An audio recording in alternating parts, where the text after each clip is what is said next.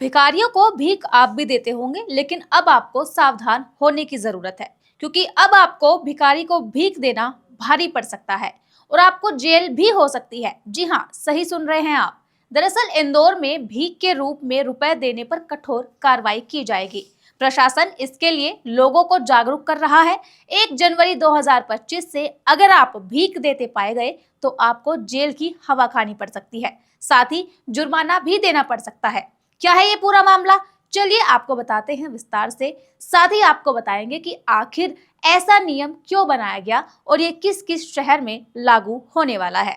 नमस्कार, आप देख रहे हैं द हिंदी टॉप। मैं हूं आपके साथ उपासना सिंह। आगे बढ़ने से पहले आप हमारे चैनल द हिंदी टॉप को सब्सक्राइब करें, बेल आइकन दबाना ना भूलें ताकि आप तक पहुंचे हर खबर सबसे पहले। 1 जनवरी से भिखारियों को पैसे देने वालों पर एफआईआर दर्ज होगी। केंद्र सरकार के पायलट प्रोजेक्ट के तहत इंदौर समेत कई राज्यों को भिखारी मुक्त बनाने की कोशिश की जा रही है। आपको बता दें कि जिला प्रशासन ने भिक्षावृत्ति पर पहले ही रोक लगा दी है।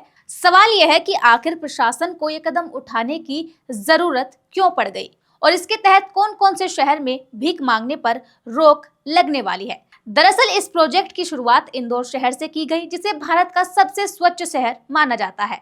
अब वो भिखारी मुक्त बनने की राह पर चल पड़ा है। इसके लिए प्रशासन ने एक सख्त कदम उठाया है, जिसके तहत 1 जनवरी से जो भी व्यक्ति भिखारियों को पैसे देगा उसके खिलाफ एफआईआर दर्ज की जाएगी। इस अभियान को 10 शहरों में चलाया जा रहा है। वजह है प्रशासन के कुछ चौंकाने वाले खुलासे। तो चलिए आपको बताते हैं सब कुछ आसान भाषा में, जिससे आपको भी समझ आएगा कि आखिर ऐसा क्यों किया गया। दरअसल कलेक्टर आशीष सिंह ने बताया कि प्रशासन ने पहले ही इंदौर में भिक्षावृत्ति पर प्रतिबंध लगाने का आदेश जारी कर दिया है। उन्होंने ये भी कहा कि भिक्षावृत्ति के खिलाफ हमारा जागरूकता अभियान इस महीने के अंत तक जारी रहेगा। 1 जनवरी से अगर कोई भी व्यक्ति भीख मांगते पाया गया तो उसके खिलाफ भी एफआईआर दर्ज की जाएगी। उन्होंने इंदौर के सभी निवासियों से अपील की है कि वे भिखारियों को पैसे देकर इस पाप के भागीदार न बने। इस प्रोजेक्ट में 10 शहरों को शामिल किया गया है। दिल्ली, बेंगलुरु, चेन्नई, हैदराबाद, इंदौर, लखनऊ, मुंबई, नागपुर, पटना और अहमदाबाद। भिक्षावृत्ति विरोधी अभियान के दौरान इंदौर प्रशासन ने कुछ चौंकाने वाले खुलासे भी किए। प्रोजेक्ट अधिकारी दिनेश मिश्रा ने कहा कि जब हम रिपोर्ट तैयार करते हैं तो हम पाते हैं कि कुछ भिखारियों के पास पक्का मकान है, साथ ही कुछ के बच्चे बैंक में काम भी करते हैं। इसके अलावा उन्होंने ये भी बताया कि एक बार हमने एक भिखारी के पास 29,000 रुपए पाए। एक और भिखारी पैसे उधार देता था और ब्याज लेता था।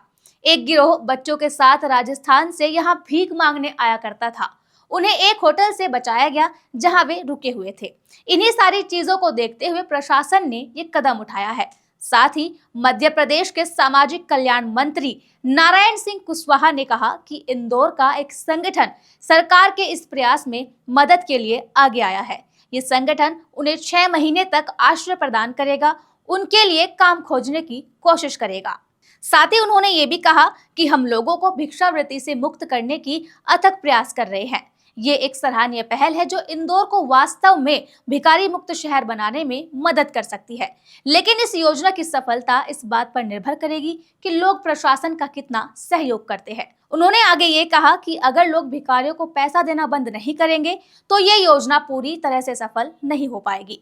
साथ ही ये सुनना भी जरूरी है कि जिन लोगों को बचाया जा रहा है उनके पुनर्निवास की व्यवस्था ठीक से हो, उन्हें रोजगार के अवसर और रहने की उचित सुविधा भी मिलनी चाहिए। आपको बता दें कि जुलाई 2021 में सुप्रीम कोर्ट ने भीख मांगने पर रोक लगाने से इनकार कर दिया था। तब सुप्रीम कोर्ट ने कहा था कि ये आर्थिक सामाजिक समस्या है। कोर्ट ने कहा था कि पढ़ाई लिखाई ना होने और नौकरी ना मिल पाने के कारण लोग भीख मांगने को मजबूर हो जाते हैं। इससे पहले 2018 में दिल्ली हाई कोर्ट ने भी इस पर प्रतिबंध लगाने से मना कर दिया था। कोर्ट ने कहा था कि भीख मांगने को अपराध बनाने से कुछ सबसे कमजोर लोगों के मौलिक अधिकारों का उल्लंघन होगा। हाईकोर्ट ने टिप्पणी करते हुए कहा था कि लोग सड़कों पर भीख इसीलिए नहीं मांगते क्योंकि ये उनकी मर्जी है, बल्कि इसलिए मांगते हैं क्योंकि ये उनकी जरूरत है। अपनी जिंदगी चलाने के लिए उनके पास भीख मांगना ही एक आखिरी उपाय होता है। लेकिन जब सर्वे किया गया तो कुछ लोग ऐसे पाए गए जो भीख मांगने को पैसा कमाने का आसान तरीका मानते थे और कुछ को काम ना करना पड़े वो इसीलिए भीख मांगते थे। हैरानी की बात यह रही कि कुछ लोगों ने इसे अपना बिजनेस तक बना लिया और बच्चों से भीख मंगवाते थे। वो भी ये जानते हुए कि भारत में बच्चों से भीख मंगवाना एक बड़ा अपराध है और ऐसा करने पर 3 साल तक की जेल भी हो सकती है, साथ ही उस पर जुर्माना भी लगाया जा सकता है। लेकिन अब सिर्फ बच्चे ही नहीं बल्कि बड़ों के भीख मांगने पर भी प्रशासन ने पूरी तरह से रोक लगा दी है। आपको सरकार का ये कदम कैसा लगा? आप इसे लेकर क्या कुछ सोचते हैं? कमेंट में जरूर बताएं। फिलहाल के लिए इस खबर में इतना ही। ऐसी ही खबरों के लिए सब्सक्राइब करें द हिंदी टॉप, साथ ही हमें एक्स यानी ट्विटर, फेसबुक और इंस्टा पर भी फॉलो करें।